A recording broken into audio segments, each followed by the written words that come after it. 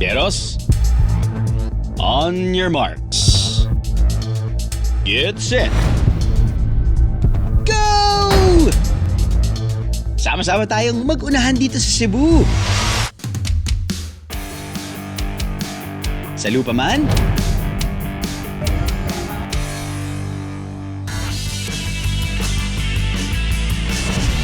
ibabaw ng tubig, Picture pa lang kahit hindi ka pa nakasakay, cool na eh. Parang gusto mo maglaro ng maglaro. at kahit sa ilalim ng tubig pa yan, G tayo, Pieros. Kahit pa nga sa sayawan, papatalo ba tayo riyan? Mag-unat-unat na ng buto. Parang ginawa ko ng sisig to ah. At pagalawin na ang mga kasukasuan.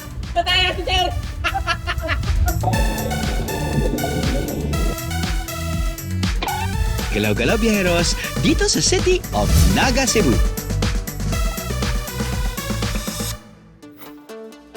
Ang perfect cone shape na bundok na ito, ilang segundo lang naakyat para masahit.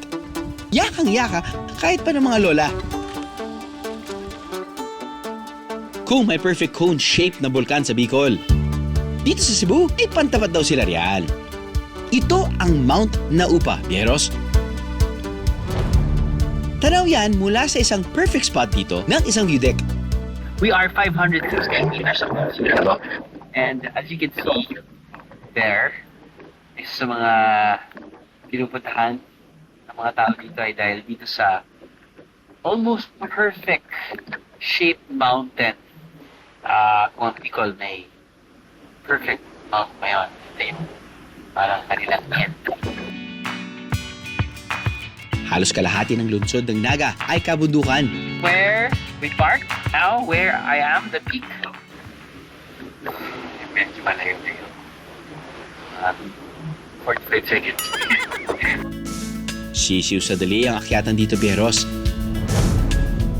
Kita nyo naman sina Lola. Effortless parang mga bagets. Wow!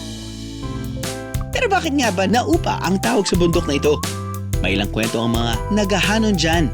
Kasi sa buong Naga, ito ang pinaka-highest peak o pinakamataas na tawag doon sa bungtod so kung Sabsaya pa. Yan ang pinakamataas kaya ang ibang bungtod dito parang naapakan niya man ba? Kaya tinawag na Naupa. Naapakan lang niya ang mga katabing burol. May mas sikat pang kwentong bayan ang pangalan ng bundok. Kwentong bayan ba na may nakakita daw, nahuli sila. Nagtalik, ang ibig sabihin nun sa Bisaya, nag-upa. But wait, there's more! Hindi lang bundok ang matatanaw. Sa pag-akyat sa Mount Naupa, may madadaan ng falls. Halos isang oras na lakaran lang yan. Kering-keri. Kung ang Mount Naupa, wala pang isang oras na lakaran ang kailangan. Isang paboritong sabaw ng mga nagahanon, umaabot daw ng 24 oras bago maluto. Ito ang balbakwa, isang putahe na gawa sa balat ng baka. Aling mga unta!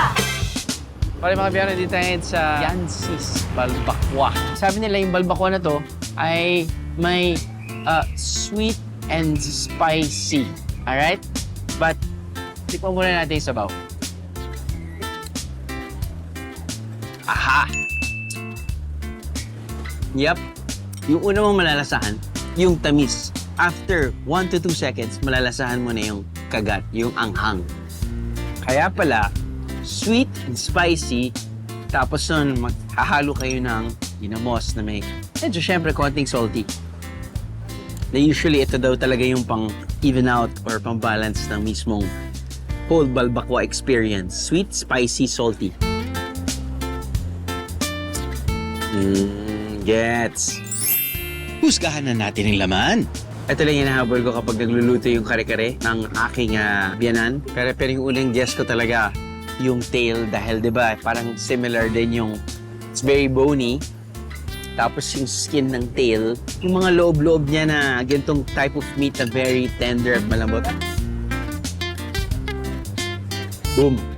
No. Lambot. Malasa. Paano ba namang hindi lalambot at kakapit ang lasa niyan?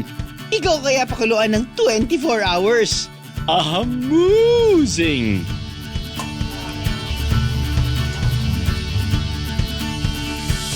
So, Nay, pagkatapos tanggalin ng buhok, ano ba usually pa tinatanggal? Buhok? Buko.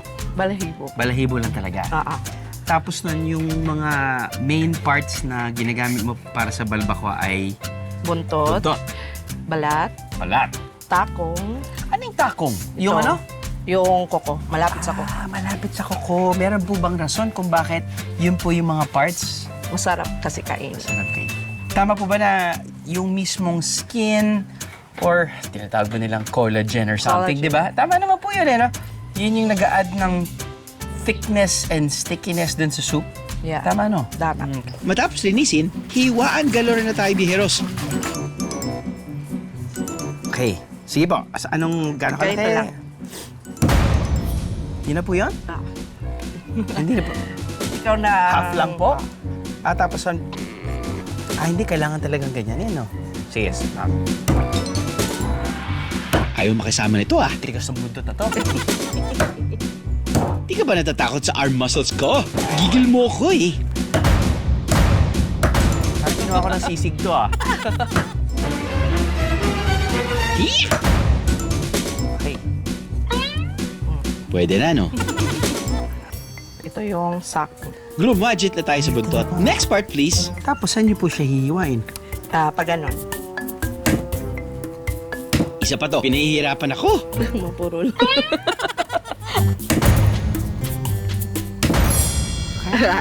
Ay, may nainip. Sige na, ikaw na ate. Thank you.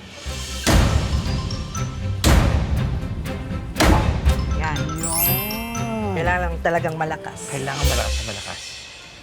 Si ate yan, pinasikatan naman ako. This is how you do it. With passion. With strength. With unligigil. Palalambutin ang karne ng 24 oras sa kahoy para mas manuot ang smoky flavor.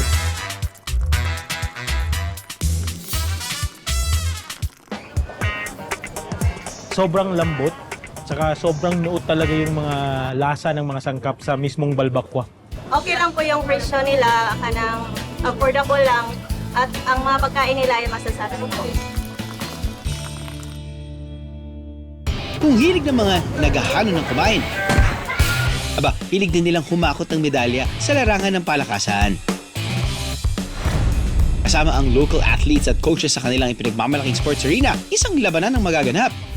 Presenting ang Hyper Team Jeff. Kasama ang mga atletang sina Steve, Jared at Coach Carlos.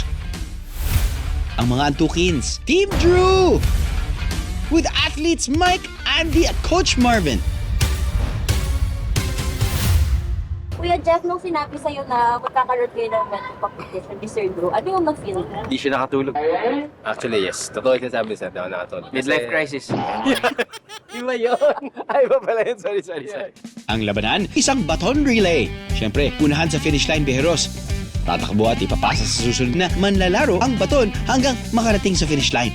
Yung competitive level ni Sir, iba to eh. I mean, from being pitspiration ko siya, tapos nakakasama ko mag-jogging sa morning to. Iba to. More of sports na sinalihan ko leading to multi-sports into triathlon. Dahil sa kanya. Hairstyling. Yan. Hairstyling. Diba? Ano ba? I'm blushing like a blush on. Tama na yan, takbuhan na.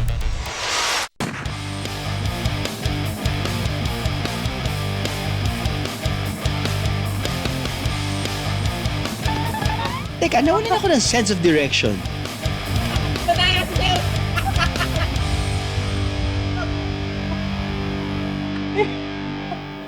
Disappointed ako sa sarili ko. Dahil nakita ko talaga na hindi siya tumakbo. Tumakbo kaya ako. Mahilig lang talaga kami ng bulahan, guys. Ang mga atleta mula sa City of Naga, Cebu, game face ready palagi. Ang athlete natin sa Naga, disiplinado. Disiplinary yung trainer natin si Marvin. Tine-check kasi yan, ano yan, performance, attendance, at saka yung attitude. Ganda ang performance mo, pero yung attitude mo mali.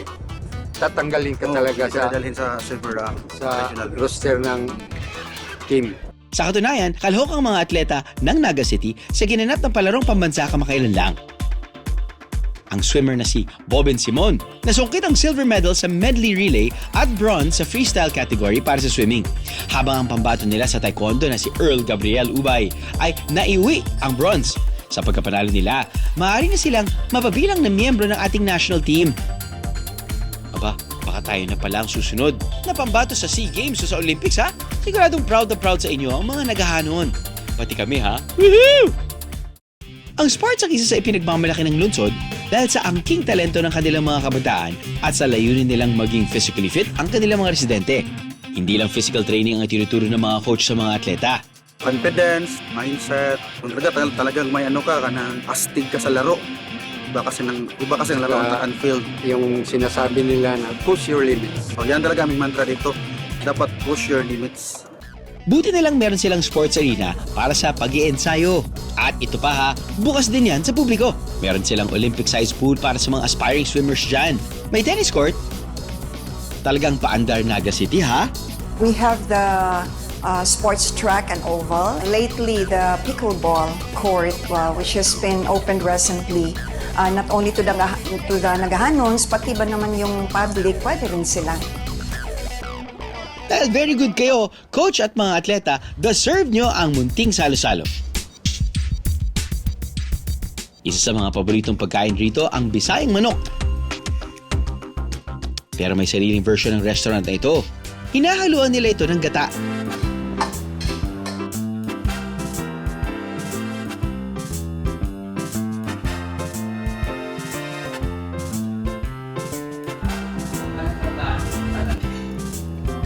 Sarap ma'am, tapos healthy siya. Bagay rin sa amin nga athlete dahil may gulay, may chicken. Bukod sa mga atleta, isa pa sa mga ibinibida ng lungsod ang kanilang pasilong sa Naga o shelter in Naga. Naglalayon itong magbigyan ng mas malawak na pahingahan ang mga lokal ng lungsod. Ang best time para makita yan sa sunset. May pailaw pa kasi yan sa gabi. Kung dito nyo maisipang bumiyahe sa Naga City, hindi lang tao ang may silong o shelter ha, dahil hindi kalayuan sa boardwalk, may kuwebang ginagawang bahay ng mga isda sa dagat. Teka, kuweba sa ilalim ng dagat? What? Ayon sa lokal na pamahalaan, natural rock formation ang sinasabing kuweba na paboritong pasukin ng mga diver, lalo na kapag gabi o yung nighttime diving. Para sa mga biyaherong palaban sa tubig, pwede kayo mag-free diving.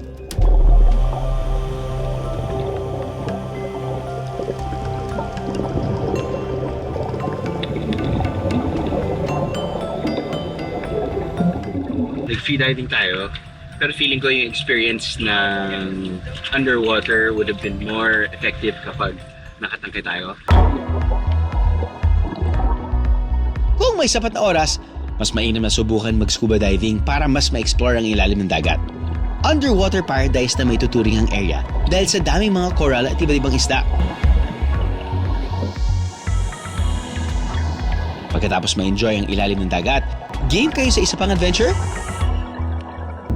Sa ibabaw ng tubig naman.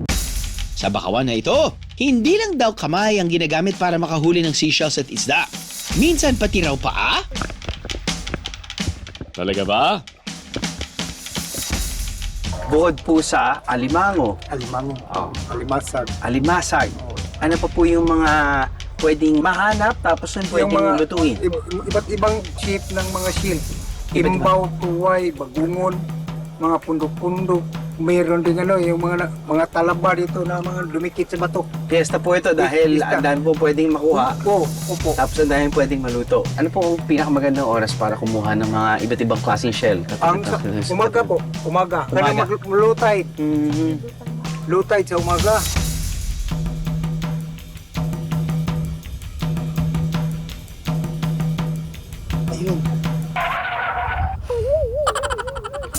Kapag high tide, gumagamit ang mga lokal ng bangka at sumisisid. Ginagamit nila ang kanilang paa para bulabugin at kapain ang nagtatagong seashells.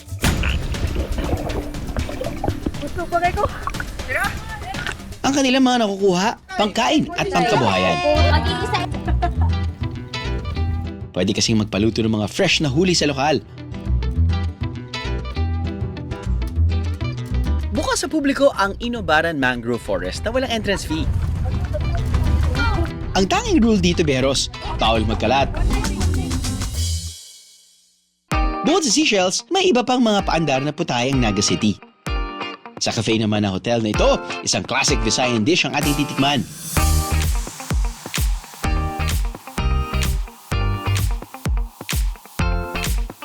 Presenting ang nakatatakam na sinuglaw. Marvely, ito yung kakainin ko kapag dinner dito sa may Visayas dahil ang sarap ng inihaw. At the same time, gusto ko talaga kumain ng isda. Well, specifically, kinilaw dahil sobra siyang fresh.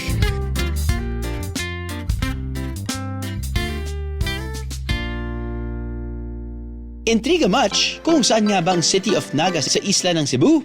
Isang oras mula sa Mactan Airport ang ating bidang lungsod. O di ba ang lapit lang para sa isang side trip? Nasa Cebu na lang din tayo bakit di pa natin dayuhin ng isa raw mahiwagang puno sa Ginatilan? Umabot ng 3 oras na biyahe bago namin makilala ang mga bayaw na si Celso at Lando. May bitbit silang mga balat ng itlog at cornstarch para sa kanilang gagawing ritual sa puno ng saksak. Ang paniniwala kasi dito, maganda at mapakikinabangan nila ang napiling puno kung ito ay dadaan sa ritual.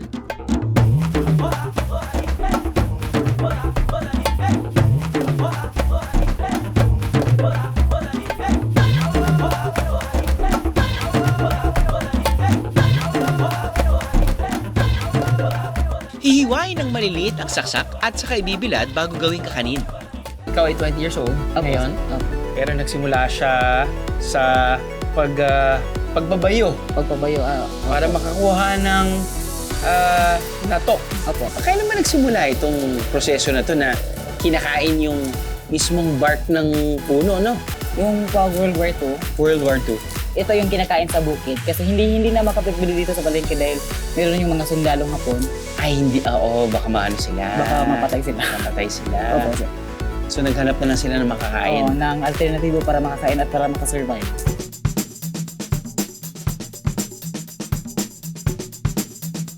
Babayuhin, ilang ulit na sasalain. At tutunawin sa tubig hanggang sa makuha ang tinatawag nilang natok. Ang natok na yan ay isang sangkap ng mga kakanin dito. So, parang yung natok na hinahalo nila sa kung ano man. And usually parang makikita natin mga shredded na buko meat. Yun yung, I guess, base niya para sa akin. Pag meron akong pipiling iuwi, ito siguro yung uuwi kong pasalubong.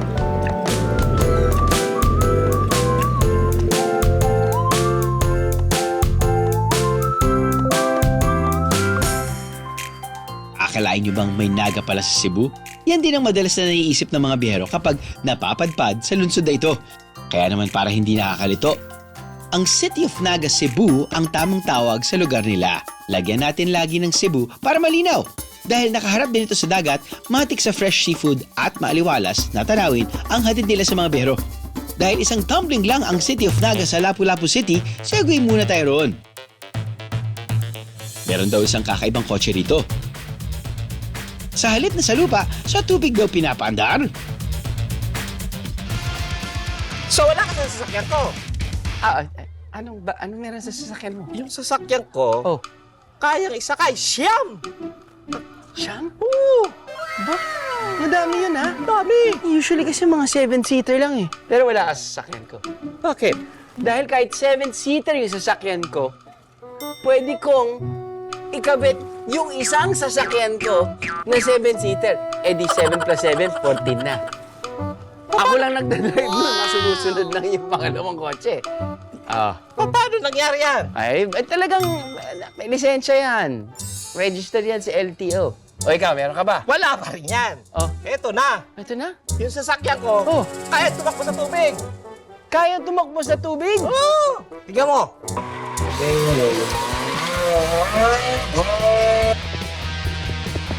Ito ang paandar na jet car. Ang mapormang karu, kotse na tumatakbo sa tubig.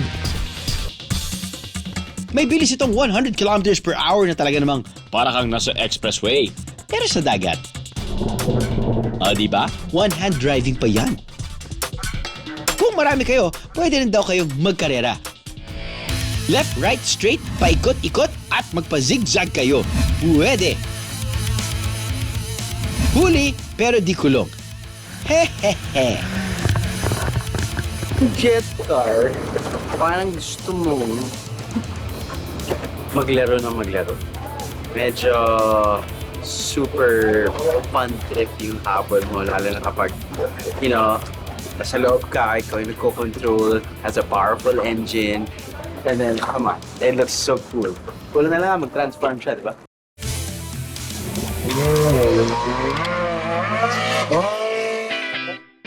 Naga atong garbo! O Naga Our Pride. Yan ang linyang sasalamin sa turismo ng City of Naga, Cebu. At sa lungsod na ito, may isang sayaw na may mga pailaw na nakarating na pala sa ibang bansa.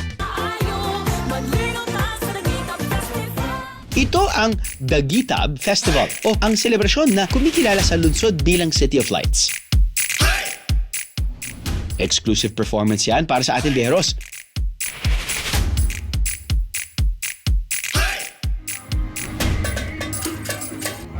Sayawan? Aba, join ako riyan.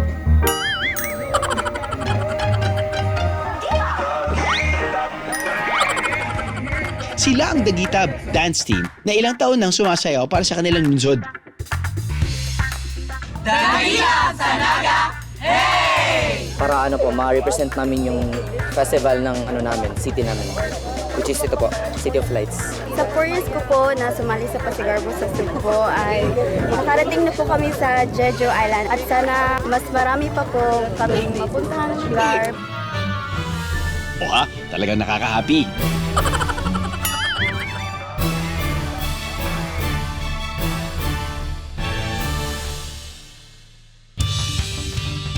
Masarap magbakasyon at humilata. Pero iba pa rin kapag nabubuhay ang dugo sa mga bagong karanasan. Gaya ng ipinarana sa atin ng City of Naga, Cebu. Talagang galaw-galaw habang napapawaw sa mga paandar na hatid ng Cebu, biyeros!